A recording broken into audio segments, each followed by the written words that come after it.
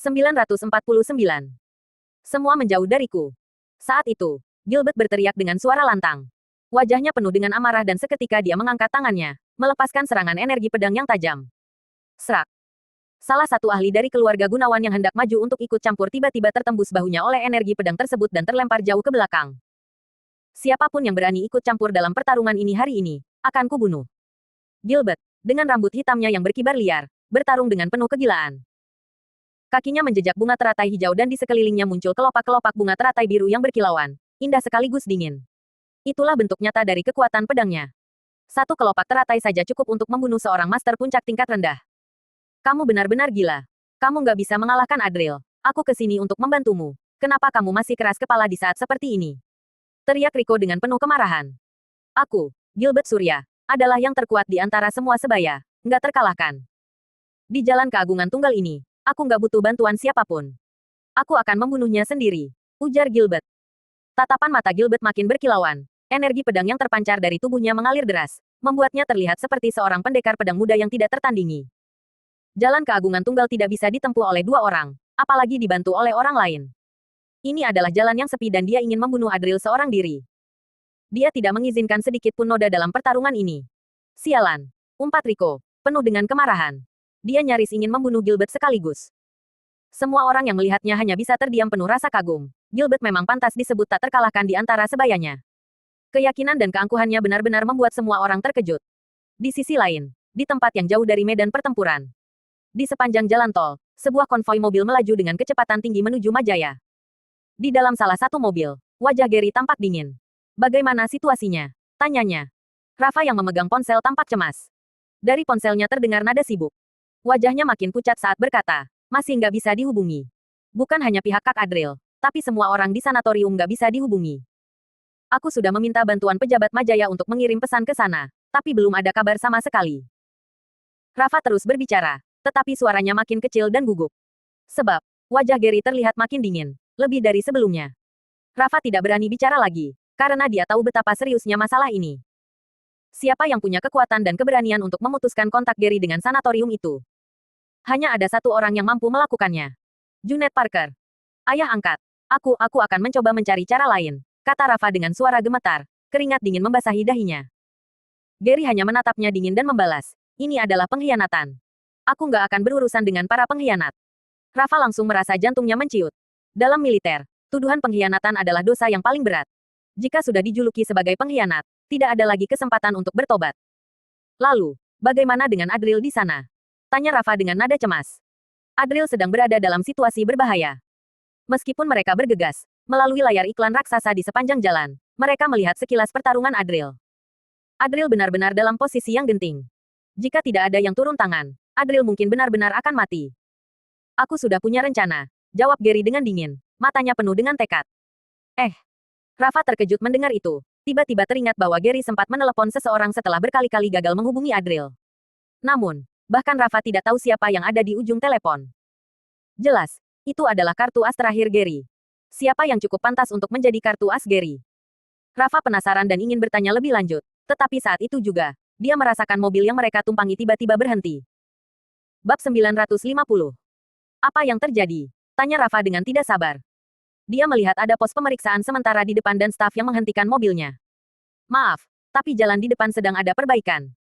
Staf yang mengenakan seragam kerja berkata dengan ekspresi penuh penyesalan, bagaimana kalau kalian mengambil jalan lain? Sialan. Putar jalan akan memakan banyak waktu. Melihat ada kendaraan konstruksi di depan yang sedang menggali jalan, Rafa langsung berkata dengan panik, kami punya urusan penting, apa ada cara lain? Jangan tanya lagi. Gary tak terkalahkan tiba-tiba menyelanya. Di tengah tatapan terkejut Rafa, Gary mengangkat tangannya, lalu staf itu ditarik ke arahnya. Setelah itu, Gary mencekik leher staf itu dengan kuat. Wajah staf itu memerah, tetapi dia tetap tersenyum ramah dan berkata, Jenderal, tolong jangan mempersulitku. Aku cuma seorang pekerja jalan. Apakah wajar membawa senjata saat memperbaiki jalan? Tanya Gary tak terkalahkan dengan nada ketus. Rafa terkejut mendengar perkataan itu.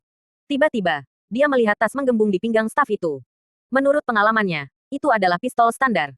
Kamu suruhan siapa? Beraninya menghalangi jalan kami, tanya Rafa dengan marah. Kami. Petik 2. Staf itu terkejut. Dia tidak menyangka Gary tak terkalahkan bisa mengetahuinya dengan cepat. Tindakan terburu-buru dan persiapan kurang matang ini yang membuat detail-detail ini terungkap. Crack. Leher staf itu tiba-tiba dipatahkan oleh Gary tak terkalahkan. Ayah angkat. Rafa terkejut. Sebagai anggota militer, membunuh warga sipil risikonya sangat besar. Gary tak terkalahkan melihat ke depan dengan tatapan datar sambil berkata, turun. Rafa mengikuti pandangan Gary tak terkalahkan dan tiba-tiba menarik napas. Pada saat ini, para pekerja konstruksi berjalan mendekat. Mereka semua terlihat tidak senang. Mereka bukan membawa alat, tetapi membawa banyak senjata dan perlengkapan militer, termasuk beberapa orang yang berpengalaman. Mengorganisir begitu banyak orang dalam waktu singkat untuk menghentikan kendaraan Gary tak terkalahkan bukanlah sesuatu yang bisa dilakukan oleh orang biasa. Pak Gary, kamu sudah membunuh warga sipil. Ini bisa dibawa ke pengadilan militer, ujar seseorang dengan hati-hati. Shoot. Gary tak terkalahkan menjentikkan jarinya dan tiba-tiba tubuh orang itu gemetar. Muncul lubang darah di dahinya, kemudian dia langsung jatuh ke tanah. Semua orang terkejut melihat adegan ini. Gary melihat mereka semua dengan tatapan tajam, lalu berkata dengan tenang, kalau kamu menghalangi pasukan ini, berarti kamu bukan warga sipil, tapi pemberontak. Hari ini, aku sedang menumpas pemberontak. Kalimat ini dipenuhi dengan niat mendominasi dan aura membunuh. Dia tampak tenang, tetapi sebenarnya sudah sangat gelisah. Mereka yang berani menghalangi jalannya akan menanggung amarahnya. Bunuh, serunya, lalu melompat dan menyerang sekelompok orang itu. Shoot.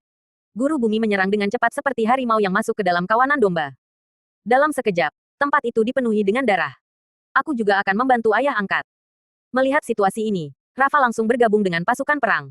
Dia sangat gelisah dan ingin segera menyelesaikan pertempuran ini. Jelas ada seseorang yang bertindak untuk mencegah Gary tak terkalahkan tiba di kota Majaya dengan cepat. Tempat itu dipenuhi dengan suara pertarungan. Bab 951. Sementara itu, di depan pintu kantor gubernur. Pertarungan sengit antara Adril dan Gilbert akhirnya akan segera berakhir. Shoot. Teratai hijau yang berputar-putar di sekitar Gilbert sangatlah mistis. Ada suara gemuruh yang terus-menerus meledak dari dalam tubuhnya, seolah-olah energi pedang di dalam tubuhnya sangat gelisah dan bersiap untuk melarikan diri. Sebuah energi pedang yang kuat dilepaskan dengan liar, meninggalkan jejak yang dalam. Adril sudah menerobos. Tapi, Gilbert merasa nggak puas. Dia ingin mencoba untuk mendorong teknik pedang keagungan tunggalnya ke puncak dan menyatu dengan pedang. Ada orang yang menunjukkan ekspresi aneh. Semua orang terkejut. Gilbert menindas teman sejawatnya, tetapi dia dipaksa oleh Adril ke posisi seperti ini. Kalau gagal, Gilbert tidak hanya akan menerima serangan balasan, tetapi reputasinya juga akan hancur.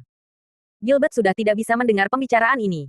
Tatapannya tampak kejam, napasnya dingin, dan tubuhnya seperti pedang. Dia menghidupkan energi pedang dengan energi darahnya, kemudian mendorongnya agar menyatu dengan dirinya. Pada saat ini, teratai hijau yang mengelilingi Gilbert makin banyak, seolah-olah sedang melindunginya.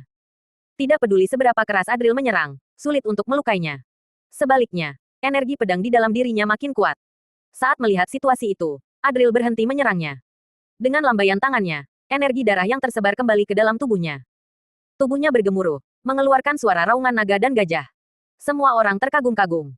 Pertarungan dua jenius ini begitu memukau dan menakjubkan.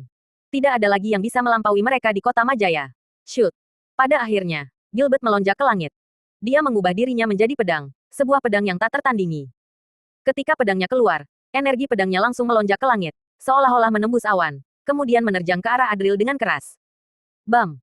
Energi pedangnya menghantam Adril dengan keras, sehingga mengeluarkan suara gemuruh yang mirip dengan benturan logam dan memancarkan percikan api. Di tengah keterkejutan semua orang, Adril tidak bergerak sedikit pun. Seluruh tubuhnya dipenuhi dengan garis-garis merah. Tatapannya kosong dan tampak kacau. Rasanya seperti ada kekuatan purba ribuan tahun lalu yang terlelap dalam aliran darahnya dan bangkit kembali. Mata ganda tidak boleh diremehkan. Bagaimana mungkin keturunan bangsawan bisa mati oleh pedang biasa? Shoot! Adril tidak menunjukkan ekspresi sedih ataupun senang. Dia menggunakan tinju dan pedang gioknya untuk bertarung dengan Gilbert. Kedua belah pihak bertabrakan dengan sengit. Akibatnya, gelombang sisa pertempuran itu menyebar hingga ratusan meter, lalu menggulung puing-puing di tanah dan terlempar keluar. Lalu, Gilbert muntah darah dan tubuhnya dipenuhi dengan luka. Darahnya menyembur. Apa Gilbert akan kalah? Di tempat itu, banyak orang yang tampak terkejut. Rico terlihat sangat marah. Dengan ekspresi cemas, Hendy berkata, gawat. Gilbert terlalu tergesa-gesa. Bagaimana mungkin Gilbert kalah? Ini nggak mungkin. Junet benar-benar panik. Sebelumnya, Gilbert masih begitu perkasa. Sekarang, bagaimana dia bisa terluka? Gilbert terlalu tergesa-gesa. Kalau dia bertarung dengan perlahan, kemungkinan besar dia bisa mengalahkan Adril. Tapi, dia nggak mau dan ingin membunuh musuh dengan kuat. Dia bahkan memaksakan dirinya untuk menggunakan teknik pedang keagungan tunggal yang belum matang. Ekspresi Dennis tampak acuh tak acuh. Dia menggelengkan kepalanya sambil berkata, keberhasilan dan kegagalan tergantung pada sifat batin. Gilbert terlalu sombong dan... Selesai berbicara, Dennis menatap Adril sembari berkata dengan ragu-ragu. Tadi, di tubuh Adril muncul kekuatan aneh. Bahkan aku pun gak bisa melihat dengan jelas itu kekuatan apa. Sementara itu, Calvin terkejut sambil berkata, Adril benar-benar akan menang. Dia sama sekali tidak menyangka akan berakhir seperti ini. Namun, dia menahan napas dan tidak berani lengah. Adril hanya melewati tahap pertama. Nanti, dia harus memanfaatkan kesempatan untuk mencari cara agar Adril bisa meninggalkan kota Majaya.